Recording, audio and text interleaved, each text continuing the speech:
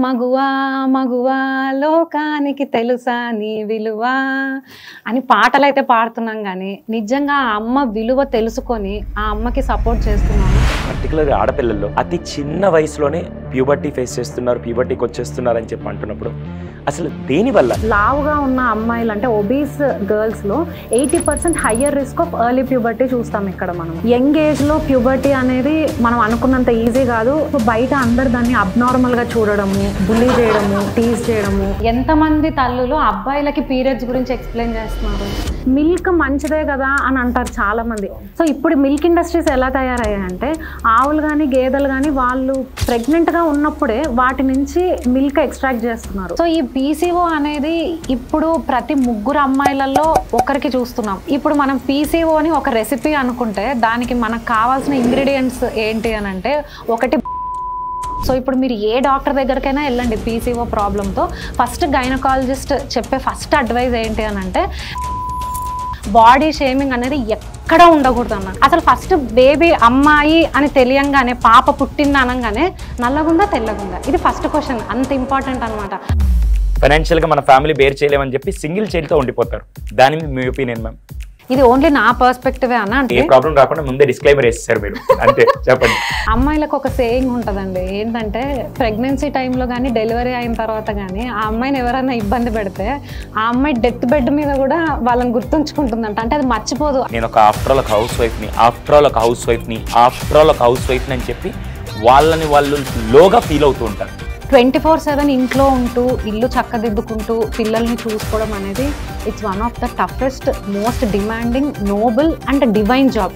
Washrooms బాగాలేకపోతే అక్కడికి వెళ్ళకుండా వాళ్ళు రెగ్యులర్ వాష్రూమ్స్ యూజ్ చేయకపోయేసరికి మామూలుగా ఇక్కడ నుంచి ఇది గర్భసంచి, ఈ గర్భసంచి నుంచి ఇలా బ్లడ్ ఫ్లో బయటికి రావాలి.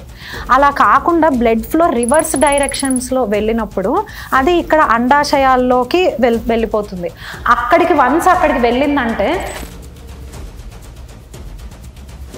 పెళ్ళయిన తర్వాత 2 పిల్లలు వచ్చాక లేదు సార్, ఖచ్చితంగా నాకంటూ ఒక ఐడెంటిటీ ఉంటుంది. ప్రపంచానికి నా వాల్యూ, నేను ఇక్కడ ఏదైతే ఈ బ్రేక్ తీసుకున్న టైంలో నేను ఏదైతే స్ట్రగుల్ పడ్డానో, ఏదైతే ప్రాబ్లం ఫేస్ చేశానో దాని నుంచి బయటకు వచ్చి ఎంతోమంది మామ్స్ని ఆ టైంలో వాళ్ళు ప్రాబ్లం ఫేస్ చేయకుండా వాళ్ళని రైట్ వేలో ఎడ్యుకేట్ చేసి అవేర్నెస్ ఇస్తే భవిష్యత్తులో నేను సమాజాన్ని బిల్డ్ చేయడంలో నా వంతు బాధ్యతగా ఉంటుందని ఒక స్టెప్ తీసుకొని బ్రేక్ తీసుకున్న తర్వాత బౌన్స్ బ్యాక్ అనే టర్మ్ మీరందరూ విన్నారో లేదో తెలియదు, కానీ నేను ఒక ఎగ్జాంపుల్ ఇప్పుడు చూపిస్తాను. ఆ బౌన్స్ బ్యాక్ అయిన పర్సనే ఈరోజు మన ముందున్నారు. గత 6 నెలల్లో, 6 నెలలని చెప్పకూడదు కానీ 3 నెలల్లో గట్టిగా మాట్లాడితే ఎక్కడో అక్కడ మీరు వేలు పెట్టి ఇలా పైకి అంటున్న టైంలో ఒక రీల్ ఆవిడది కనపడమే ఉంటుంది. ఆవిడ చెప్పే విధానం ఎలా ఉంటుందంటే, నేను ఒకరోజు అడిగాను, మ్యామ్ మీ వీడియోలో చాలా డౌన్కి వెళ్ళి ప్రతి ఒక్కరికి అర్థమయ్యే విధంగా ఉంటుందంటే అప్పుడు ఆమె చెప్పారు, సుధీర్ నా వీడియోస్ కేవలం కాలేజ్కి వెళ్ళి అమ్మాయిని ఎడ్యుకేట్ చేయడం నా వీడియోస్ లక్ష్యం కాదు, ఇంట్లో ఉండే హౌస్ వైఫ్ని ఎడ్యుకేట్ చేయడం నా వీడియో లక్ష్యం కాదు. ఒక గవర్నమెంట్ స్కూల్లో ఎక్కడో మారుమూల పల్లెటూరులో 8వ క్లాస్ చదువుతున్న పాప నా వీడియో చూస్తే తను కనుక అర్థం చేసుకొని తన లైఫ్ మారితే అది నాకు కావాల్సింది. అర్బన్ ఏరియాస్లో ఉండే వాళ్ళని ఎడ్యుకేట్ చేయడం కాదు, బాగా చదువుకున్న వాళ్ళని ఎడ్యుకేట్ చేయడం కాదు, అసలు ఏమాత్రం అవగాహన లేని ఇదొక సమస్యగా అనుకోని వ్యక్తుల్ని ఎడ్యుకేట్ చేయడం కోసమే నేను ప్రతి ఒక్కరిని రైట్ పాయింట్లో ఎడ్యుకేట్ చేయడానికి ఈరోజు నేను ఇక్కడికి వచ్చానని 100 రోజులు కరెక్ట్గా చెప్తాను, 100 డేస్లో సోషల్ మీడియాలో ఉండే ఇన్స్టాగ్రామ్ని మొత్తం ఒక ట్రెండ్ సృష్టించిన వ్యక్తి. So she is none other than Sravya garu మన ముందున్నారు. ఈరోజు ఆవిడ ఏదైతే లక్ష్యంతో ప్రతి కుటుంబానికి గైనిక్లో వచ్చే సమస్య అవ్వచ్చు, అమ్మాయిల్ని పెంచడంలో వచ్చే విషయం అవ్వచ్చు, ఫిజికల్ హెల్త్ అవ్వచ్చు, ఆ టైంలో ప్యూబర్టీ, పీసీఓ, అలాగే ప్రెగ్నెన్సీ టైంలో కాంప్లికేషన్స్, ఇవన్నిటి గురించి మనం ఈరోజు డిస్కస్ చేద్దాం. అయితే ఇంకెందుకు ఆలస్యం, లెట్ స్టార్ట్. శ్రావ్య గారు, ఈ మధ్య చాలామంది పిల్లలు, అందులో పర్టికులర్గా ఆడపిల్లల్లో అతి చిన్న వయసులోనే ప్యూబర్టీ ఫేస్ చేస్తున్నారు, ప్యూబర్టీకి వచ్చేస్తున్నారు అని చెప్పి అంటున్నప్పుడు అసలు దేనివల్ల, ఏ కారణాలు? అది తినే ఫుడ్ వల్ల, లేకుంటే ఎన్విరాన్మెంట్ వల్ల, లేకుంటే ఏం కారణాలు కొద్దిగా మా వ్యూవర్స్ కోసం? సో మన స్టడీస్ ప్రకారం అయితే ప్యూబర్టీ అనేది ఆన్ యావరేజ్ 12.7 ఇయర్స్కి వస్తుంది అని చెప్పారు. సో అది 10 ఇయర్స్ కంటే ముందే వస్తే దాన్ని మనం ఎర్లీ ప్యూబర్టీ అంటున్నాం. ఇది ఖచ్చితంగా ఇప్పుడు చాలా ఎక్కువైంది. దానికోసం స్టడీస్ అవసరం లేదని నేను అంటాను. మనము జాగ్రత్తగా చూస్తే మనకే కనిపిస్తాయి అవి. సో దేనివల్ల అని అంటే ఒకటి diet. Diet highly sugary processed foods తినడం వల్లే కాదు, high trans fat, refined oils ఇలాంటి డైట్, దాంతోపాటు సెడెంటరీ లైఫ్ స్టైల్, పిల్లలు గ్యాడ్జెట్స్కి అలవాటు పడడము, దాంతోపాటు వాళ్ళకి ఆడుకోనికి సరైన ఎన్వైరన్మెంట్ లేకపోవడము, వీటి వల్ల ఒబేసిటీ వస్తుంది. So obesity is the main culprit. లావుగా ఉన్న అమ్మాయిలు అంటే ఒబీస్ గర్ల్స్లో 80% higher risk of early puberty చూస్తాం ఇక్కడ మనము. దాంతోపాటు స్ట్రెస్ఫుల్ లైఫ్ స్టైల్, నిద్ర లేకపోవడం, అన్నిటికంటే ఇంపార్టెంట్ నేను ఈ మధ్య ఎక్కువగా దీని గురించి చెప్తున్నాను, ఎండోక్రైన్ డిస్రప్టింగ్ కెమికల్స్ అనేసి. సో ఇవేంటంటే it is a very significant cause, but చాలా మందికి తెలియదు దీని గురించి. సో ఇవి ఎందులో ఉంటాయి, మనం రోజు వాడే ప్లాస్టిక్స్, బీపీఏ అని నేను కామన్గా వాడుతూ ఉంటాను, దీంట్లో చాలా కేటగిరీస్ ఉన్నాయి లైక్ పారాబెన్స్, థాలెట్స్ ఇవన్నీ. సో ఇవేంటంటే మన హార్మోన్స్కి సిమిలర్గా ఉంటూ మన హార్మోన్స్తో డబల్ యాక్షన్ గేమ్ ఆడి బాడీలో కన్ఫ్యూజన్ క్రియేట్ చేస్తాయి. సో దానివల్ల హార్మోనల్ ఇంబ్యాలెన్స్ వస్తుంది. సో ఈ పాయింట్లో నేను ఒక ముఖ్యమైనది ఏం చెప్పాలనుకుంటున్నానంటే పాల గురించి అండి. మిల్క్ మంచిదే కదా అని అంటారు చాలామంది. మిల్క్ యాక్చువల్లీ మంచిదే. మిల్క్లో హార్మోన్స్ ఉన్నాయి అని ఎందుకు అంటారు అని అంటే అదేదో ఇంజెక్షన్స్ ఇచ్చినందుకో దానివల్లనో కాదు.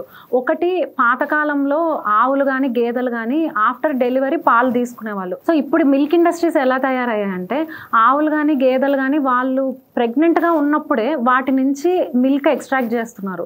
దానివల్ల ప్రాబ్లం ఎక్కడొస్తుంది అని అంటే ప్రెగ్నెంట్ కౌలో ఈస్ట్రోజన్ అనే హార్మోన్ ఇన్నేట్గా ఉంటుంది, అది డెలివరీ అయ్యాక ఆటోమేటిక్గా తగ్గిపోతుంది. సో డెలివరీ అయిన ఆవు నుంచి తీసిన పాలు ఆర్ సేఫ్, బట్ డెలివరీ అవ్వకముందు ప్రెగ్నెంట్గా ఉన్న కౌ నుంచి తీసిన మిల్క్లో ఈస్ట్రోజన్ అనే హార్మోన్ ఎక్కువగా ఉంటుంది. ఖచ్చితంగా ఆ బ్లడ్లో నుంచి అది వస్తుంది ఈస్ట్రోజన్ హార్మోన్. దాంతోపాటు మిల్క్ కలెక్ట్ చేసే ఎక్విప్మెంట్, ఆ మిల్క్ ట్రీట్మెంట్ ప్లాంట్స్ చూసినట్లయితే వాళ్ళు యూజ్ చేసే కలెక్షన్ ఎక్విప్మెంట్ మొత్తం ప్లాస్టిక్తో తయారు చేయబడిందే. ఈ బీపీఏ లాంటి కెమికల్స్ చాలా ఉంటాయి దాంట్లో. ఒకటే గుడ్డి గుర్తు ఏంటి అంటే BPA is a weak estrogen, అంటే it is a hormone, BPA is like a hormone. So ఆ మిల్క్ కలెక్షన్ సిస్టంలో ఆ ఎక్విప్మెంట్తో కాంటాక్ట్ అయిన మిల్క్లోకి ఈ కెమికల్స్ లీచ్ అవుతాయి, అంటే ఇవి అబ్జర్వ్ అవుతాయి అన్నమాట. సో మనం తీసుకునే మిల్క్లో ఈ హార్మోన్స్, బీపీఏ కానీ ఆ కౌ నుంచి వచ్చిన హార్మోన్స్ కానీ ఇవన్నీ ఉన్నాయి. సో మనం ఎవరికైనా పిల్లలకి హార్మోన్స్ తాపించాలని తినిపించాలని ఎవరికి ఉండదు. సో మన అవేర్నెస్ లేక అంతే తప్ప. మరి కాల్షియం ఎలా అని అడుగుతారు చాలామంది. చాలా మంచి సోర్సెస్ ఆఫ్ కాల్షియం ఉన్నాయి లైక్ సెసమి సీడ్స్, నువ్వులు చాలా మంచిది. నేను చెప్తూ ఉంటాను నువ్వులు ఉండే తినిపించండి రోజు ఒకటే చిన్నది అని చెప్పి. సో మిల్క్ ఒకటే మీకు మీకే ఒక ఆవు ఉండి మీరే దానికి ఫీడ్ ఇచ్చి మీరు మంచిగా పాలు తీసుకున్నట్లయితే milk is good, milk is not good అని చెప్పట్లేదు. బట్ ఇప్పుడు ఉండే milk industries correct processed milk అనేది రకరకాల స్టెప్స్ ఆఫ్ ప్రాసెసింగ్ అవన్నీ వాటిలో many chemicals which act as week oestrogens వెళ్తున్నాయి దాంట్లో. సో అందుకు మిల్క్ ఈజ్ నాట్ గుడ్ అనేది కాన్సెప్ట్. మ్యామ్ ఇప్పుడు మీరు అన్నట్టే 12.7 ఇయర్స్లో వస్తే ఇది రైట్ ప్యూబర్టీ అనుకుందాం, కానీ 10 ఇయర్స్ ముందు వస్తే దాన్ని ఎర్లీ ప్యూబర్టీ అన్నారు. ఎర్లీ ప్యూబర్టీ రావడం వల్ల వచ్చే కాంప్లికేషన్స్ దాని మీద కొద్దిగా అవేర్నెస్. సో అలాంటి పిల్లల్లో మనం ఈ సోషల్ ఇన్హిబిషన్స్ ఎక్కువ చూస్తున్నాము. సరిగ్గా కలవలేకపోవడం, సంథింగ్ ఏదో అబ్నార్మల్ జరిగింది నాకు అని ఫీల్ అవ్వడం, దాంతోపాటు వాళ్ళకి మంత్లీ పెయిన్, డిస్కంఫర్ట్. అంతేకాదు ఈ హార్మోనల్ సైకిల్ స్టార్ట్ అయిన తర్వాత వాళ్ళకి ఎవ్రీ మంత్ ఆ హార్మోన్స్ చేంజెస్ వల్ల సైకలాజికల్గా కూడా there are few days before పీరియడ్స్కి ముందు కొంచెం లోగా ఫీల్ అవ్వడం. సో ఈ సైకిల్ అంతా వాళ్ళకి జరుగుతూ ఉంటుంది. సో ఇలాంటి టైంలో మదర్ సపోర్ట్ అనేది చాలా ఇంపార్టెంట్. సో బయట అందరు దాన్ని అబ్నార్మల్గా చూడడము, బుల్లీ చేయడము, టీజ్ చేయడము. సో స్కూల్స్లో కూడా టీచర్స్ అండ్ ఫెలో స్టూడెంట్స్ వాళ్ళకి చాలా సపోర్ట్ ఇవ్వాలి. ఇట్స్ అ నార్మల్ థింగ్ అనేది మనం వాళ్ళకి చాలా సపోర్ట్ చేయాలి. అండ్ మదర్స్ కూడా సైకలాజికల్గా ఇదంతా నార్మలే, ఇది ప్రతి అమ్మాయికి జరిగేదే అనేసి మనం చాలా సపోర్ట్ ఇవ్వాలి వాళ్ళకి. యంగ్ ఏజ్లో ప్యూబర్టీ అనేది మనం అనుకున్నంత ఈజీ కాదు. ఆ మదర్కే తెలుసు అది ఎంత కష్టమో, అది ఎంత భారం అనేది తనకే తెలుసు. బట్ అందుకే ప్రతి ఇంట్లో దీని గురించి అవేర్నెస్ రావాలి. ఆ ఒక్క మదరే తను ఏం చేయలేదు. సో మిగతా ఇళ్లలో కూడా అబ్బాయిలకు కానీ, స్కూల్ టీచర్స్ కానీ, ఫ్రెండ్స్ కానీ, ఫెలో అమ్మాయిలు కానీ ఇప్పుడు తనకి పీరియడ్స్ వచ్చినాయి అని అంటే ఎట్లా సపోర్ట్ చేయాలి. ఇప్పుడు మనం పక్కనే ఉన్నాము, వాళ్ళని బులీ చేయడం ఆపేసి, వాళ్ళని టీజ్ చేయడం ఆపేసి, అవును శానిటరీ నాప్కిన్స్ ఉన్నాయా, పెయిన్ ఉందా, నీకేమైనా మెడిసిన్ కావాలా, పోనీ రెస్ట్ తీసుకుంటావా, ఇట్లా మనం వాళ్ళకి సపోర్ట్ చేయాలి. అంతేగాని అదేదో ఒక అబ్నార్మల్ థింగ్ లాగా వాళ్ళని ఒక డిఫరెంట్ కేటగిరీ లాగా చూసేసి అలా చేయడం వల్ల చాలా లోగా ఫీల్ అవుతారు.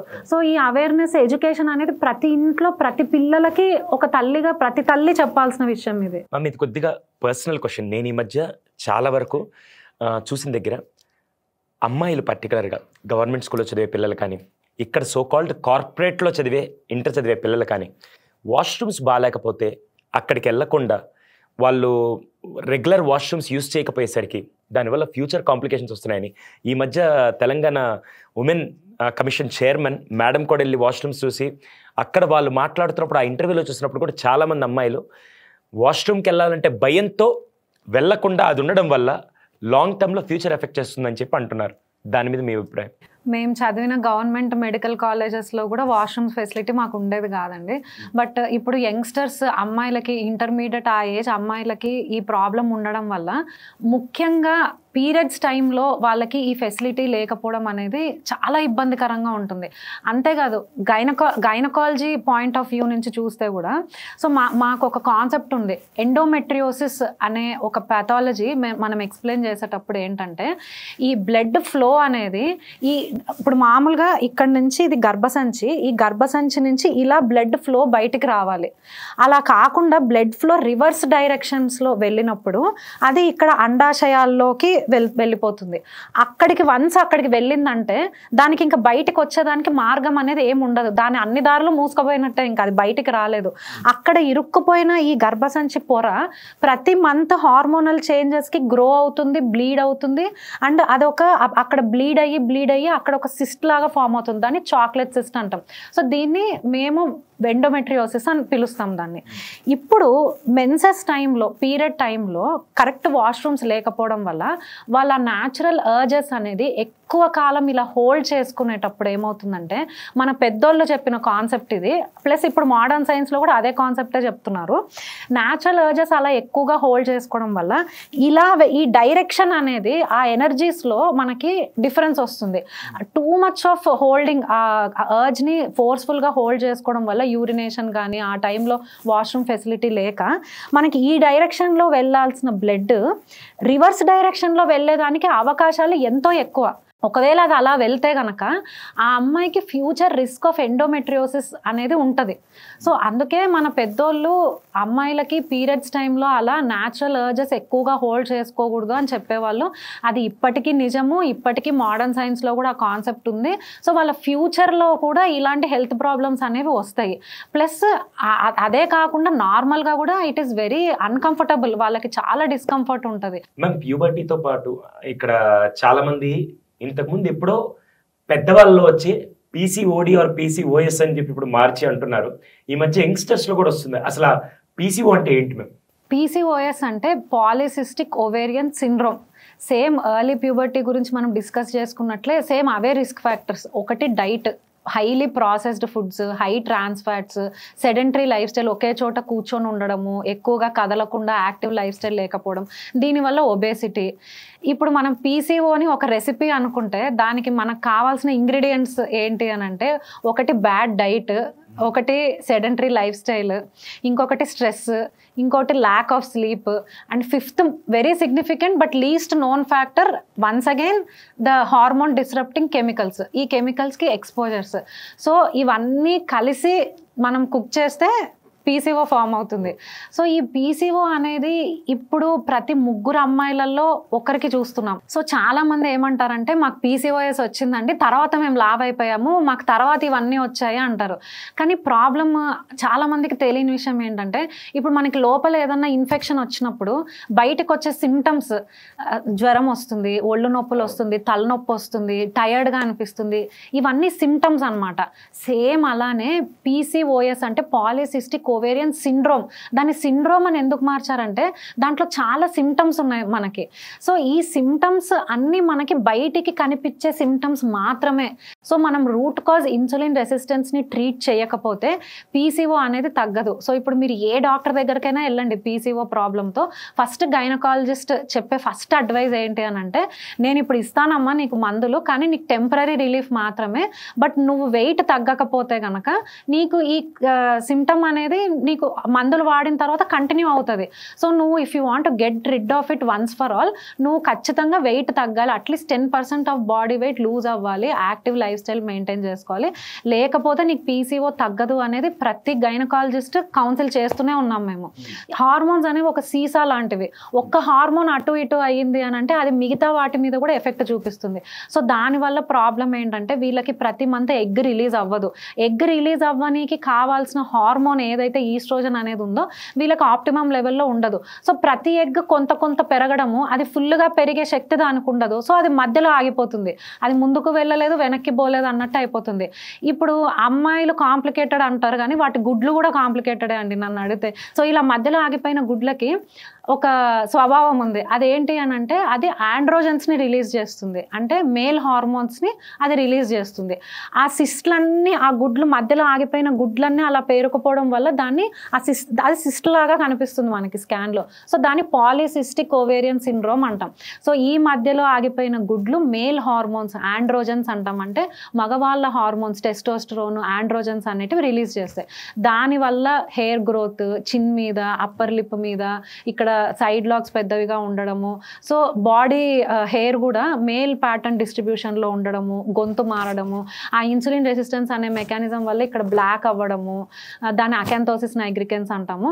సో ఇలాంటివి చాలా చూస్తాం అనమాట. సో ఓవరాల్గా దీనికి సొల్యూషన్ ఏంటి అని అంటే మనం యాక్టివ్ లైఫ్ స్టైల్ మెయింటైన్ చేయడం, కరెక్ట్ డైట్ ఫాలో అవ్వడము, వెయిట్ లాస్ అవ్వడము, స్ట్రెస్ తగ్గించుకోవడము చాలా important. Stress plays a main role in all these hormonal disorders. చాలామందికి ఉండే ప్రశ్న, అందులో ఈ జనరేషన్లో పెళ్లి చేసుకోవడమే చాలా లేట్గా చేసుకుంటున్నారు. ప్రెగ్నెన్సీ అనేది కొన్నిసార్లు తెలియకుండా ఆడవాళ్ళకైతే 30-35 దాకా కూడా తీసుకెళ్ళి అప్పుడు ప్రెగ్నెంట్ అవుదాం, నిదానంగా అవుదాంలే, పెళ్లి చేసుకున్నా కూడా కొద్దిగా లేట్గా అయితే పర్లేదు అని అనుకుంటూ ఉంటారు. ఫిజికల్గా మాట్లాడాలంటే, యాజ్ ఎ డాక్టర్ టర్మ్స్లో మాట్లాడాలంటే ఏ ఏజ్లో ప్రెగ్నెన్సీ వస్తే అమ్మాయిలకి బెస్ట్ అని అంటారు? సో అమ్మాయిల్లో ప్రాబ్లం ఎక్కడ వస్తుందంటే ఏజ్ పెరిగే కొద్దీ అమ్మాయిల్లో ఎగ్ క్వాలిటీ తగ్గిపోవడము, అంతేకాదు మాకు ఓపిక కూడా తగ్గిపోతూ ఉంటుంది. ఇప్పుడు ఆటిజం ఇలాంటి వాటికి రిస్క్ కనుక చూసుకుంటే ఒక 40 years మదర్కి కంపేర్ చేస్తే she has 50% higher risk of giving birth to a child with autism compared to a 25-year-old mom. So that is the importance of age. 20-25 years కంతా ఇప్పుడు ఈ మధ్య యూత్కి ఒక క్లారిటీ వస్తుంది, కెరియర్లో హాఫ్ జర్నీ అయిపోతుంది కూడా ఈ మధ్య. సో ఆ టైంలో వాళ్ళు బ్రేక్ తీసుకొని మ్యారేజ్ అండ్ కిడ్స్ అయిపోగొట్టుకుంటే కనుక ఆఫ్టర్ 30 వాళ్ళు హ్యాపీగా కెరియర్ మీద కాన్సన్ట్రేట్ చేసుకోవచ్చు. అలా కాకుండా ఫస్ట్ కెరియర్ అని దాని మీదే కంప్లీట్గా కాన్సన్ట్రేట్ చేసి 30 years తర్వాత కన్సీవ్ అవ్వడంలో ప్రాబ్లమ్స్ వస్తున్నాయి, ప్రెగ్నెన్సీ జర్నీలో ప్రాబ్లమ్స్ వస్తున్నాయి, అంతేకాదు డెలివరీ అయిన తర్వాత కూడా ఓపిక తక్కువ ఉండడం, స్టామినా లేకపోవడం, కెరియర్ ఏమో బాగుంటుంది మనకి కానీ ఆ మనీ ఎక్కడ ఖర్చు పెట్టాలో తెలియని పరిస్థితిలో అయిపోతుంది. సో అందుకే మన వాళ్ళు కూడా ఏ ఏజ్లో జరగాల్సిన ముచ్చట ఆ ఏజ్లో జరగాలి అని చెప్పేవాళ్ళు. సో ఆ పిల్లలు 10th క్లాస్కి వచ్చేసరికి మీకు 40-45 years ఉంటాయి, you can happily watch them grow. అట్లా దాంతోపాటు మీరు వాళ్ళని సపోర్ట్ చేసే స్టామినా కూడా మీకు ఇంకా ఉంటుంది. సో ఆ విధంగా చూస్తే ఆన్ ద లాంగ్ రన్ మీకు ఇదే బెటర్ అవుతుంది. కానీ ఈ రోజుల్లో ఆ టైంలో బ్రేక్ తీసుకోమని చెప్పాము అంటే చూసే వాళ్ళందరూ కూడా ఇప్పుడు అవసరం నీకు, ఎందుకు బ్రేక్ తీసుకున్నావు, వేస్ట్, టైం అంతా వేస్ట్, ఎంత పాపం చేసినట్టు అదొక డిఫరెంట్ రాంగ్ టర్మ్గా చూస్తారు. దాని మీద మీ ఒపీనియన్ ఏంటండి? పిల్లల వల్ల కెరియర్ అనేది ఎప్పుడు పాడవదండి, దానికి నేనే పెద్ద ఎగ్జాంపుల్. ఇప్పుడు ఫర్ ఎగ్జాంపుల్ మీ ప్రొఫెషనే చూసుకుందాము. ఇప్పుడు మీరు మీ ఆఫీస్కి వెళ్ళంగానే మీకు ఒక రిసెప్షనిస్ట్ ఉంటుంది, మీకు ఇన్ని అపాయింట్మెంట్స్ ఉన్నాయి, అదే అని చాలా ప్రెడిక్టబుల్ జాబ్స్ ఉంటాయి మీ అందరివి. బట్ ఒక మదర్ 24/7 మదర్ జాబ్ అనేది it's a highly unpredictable job. ఎప్పుడు ఏమవుతుందో ఎవరికి తెలియదు అన్నట్టుగా ఉంటుంది. పిల్లలు ఎప్పుడు టాంట్రమ్స్ త్రో చేస్తారో తెలియదు. మీరు ఫుడ్ ప్రిపేర్ చేసుకొని రాగానే వాళ్ళు ఏం తినరు, వాళ్ళకి ఎన్నో మాటలు చెప్పి తినిపించాలి, కథలు చెప్పాలి, చాలా ఓపిక ఉండాలి. మనకి ఎన్నో డిస్టర్బెన్సెస్ ఉండొచ్చు, మైండ్లో వాల్కెనోలు రగులుతూ ఉండొచ్చు, మీ స్పౌస్తో మీకు మనస్పర్ధలు ఉండొచ్చు, వేరే వాళ్ళ వల్ల ఎన్నో ప్రాబ్లమ్స్ ఉండొచ్చు. కానీ ఆ ఫ్రస్ట్రేషన్ అనేది పిల్లల మీద చూపించకూడదు, చూపించలేము. సో అవన్నీ మనం లోపల పెట్టుకొని బయటికి నవ్వుతూ ఎంతో ఆర్టిస్టిక్గా, క్రియేటివ్గా, చాలా పేషెంట్గా చేయాల్సిన జాబ్. ఇన్ని క్వాలిటీస్ ఏ జాబ్ డిమాండ్ చేస్తుంది? మదర్ జాబ్ తప్ప. సో ఈ జాబ్ చేసిన తర్వాత మేము ఈ స్కిల్స్ అన్ని నేర్చుకుంటాం. ఒక 2-3 years ఇంట్లో 24/7 మదర్గా ఉన్న వాళ్ళకి ఈ స్కిల్స్ అన్నీ వస్తాయి. సో ముందు కెరియర్కి తర్వాత కెరియర్ ఖచ్చితంగా డిఫరెన్స్ ఉంటుంది. చాలా అప్గ్రేడెడ్గా మేము సెకండ్ ఇన్నింగ్ స్టార్ట్ చేసుకుంటాము. ఎందుకంటే ఈ స్కిల్స్ వేరే ఏ జాబ్ నేర్పించదు, వేరే ఏ జాబ్ డిమాండ్ కూడా చేయదు. సో అన్నిటికంటే వరల్డ్లో కష్టమైన జాబ్ ఏంటి అని నన్ను అడిగితే టు బీ ఏ 24/7 మదర్గా ఉండడం అనేది అతి కష్టమైన జాబ్. సో అది చేస్తూ అయ్యో నేను హౌస్ వైఫ్గా ఉంటున్నానే అని దయచేసి అలా అనుకోకండి. ఎందుకంటే దాంట్లో మీరు పెడుతున్న స్కిల్స్ కానీ మీరు పెడుతున్న ఎఫర్ట్స్ కానీ వేరే ఏ జాబ్లో కూడా ఎవ్వరు పెట్టుండరు, పెట్టలేరు కూడా. సో చాలామంది అనుకుంటారు అయ్యో మేము దారి తప్పిపోయామే, కెరియర్లో దారి తప్పిపోయామే అనుకుంటారు.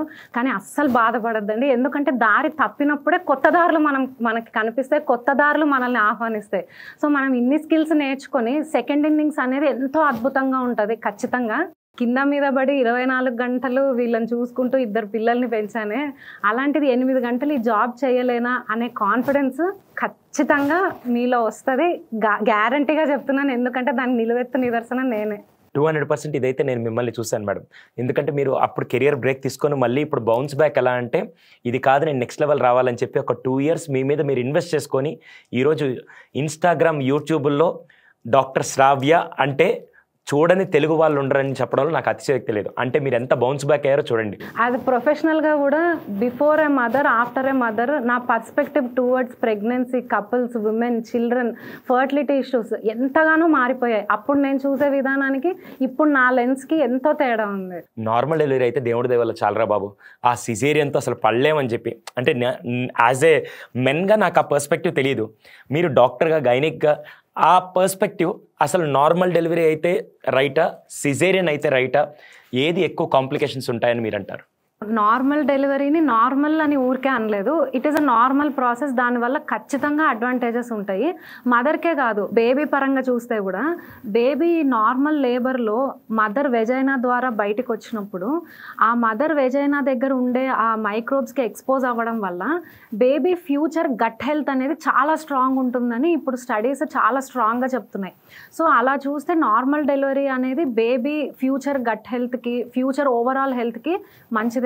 కానీ అలా అని చెప్పి మదర్కి, బేబీకి ఏదన్నా వాళ్ళ కాంప్రమైజ్ ఉన్నా కూడా నార్మల్కే ట్రై చేయాలి అనేది చాలా తప్పు అవుతుంది. ఎందుకంటే కొన్ని కండిషన్స్ ఉంటాయి. లైక్ ఫర్ ఎగ్జాంపుల్ బిడ్డ తల్లి గర్భంలోనే ఒక్కొక్కసారి మోషన్ పాస్ చేయడము, దాన్ని మింగడం వల్ల ఆస్పిరేషన్ రిస్క్ అంటాము, లేకపోతే బేబీ హార్ట్ బీట్లో తేడాలు వస్తూ ఉంటాయి. సో బేబీకి హార్ట్ బీట్ కాంప్రమైజ్ అయినప్పుడు కానీ లేకపోతే ఎనీ అదర్ ప్రాబ్లమ్స్, ఒక్కోసారి మదర్కి ప్రాబ్లమ్స్ ఉంటాయండి.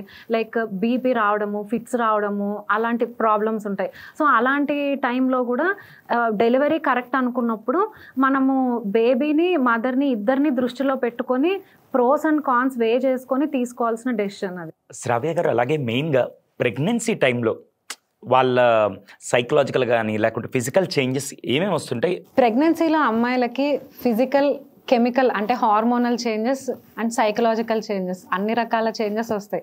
ఫస్ట్ 3 months వాళ్ళకి నాజియా, కడుపులో వికారంగా ఉండడము, వామిటింగ్, స్మెల్స్ పడవు, ఏ స్మెల్ చూసినా కూడా కడుపులో తిప్పుతుంది అని అంటూ ఉంటారు.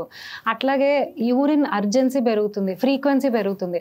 First 3 months and last 3 months of ప్రెగ్నెన్సీలో గర్భసంచి బ్లాడర్ మీద ప్రెషర్ ఉంటుంది. సో దానివల్ల వాళ్ళకి రిపీటెడ్గా యూరిన్ వెళ్ళాల్సి రావడము, వెళ్ళిన ప్రతిసారి కొంత అమౌంట్ వాళ్ళు కొంత పాస్ చేస్తూ ఉంటారు, బట్ అర్జెన్సీ ఎక్కువగా ఉంటుంది. సో ఇది చాలా ఇబ్బందికరంగా ఉంటుంది. అంతేకాదు జనరల్గా కూడా టయర్డ్నెస్ ఎక్కువ ఉండడము, బ్యాక్ పెయిన్ ఉండడము.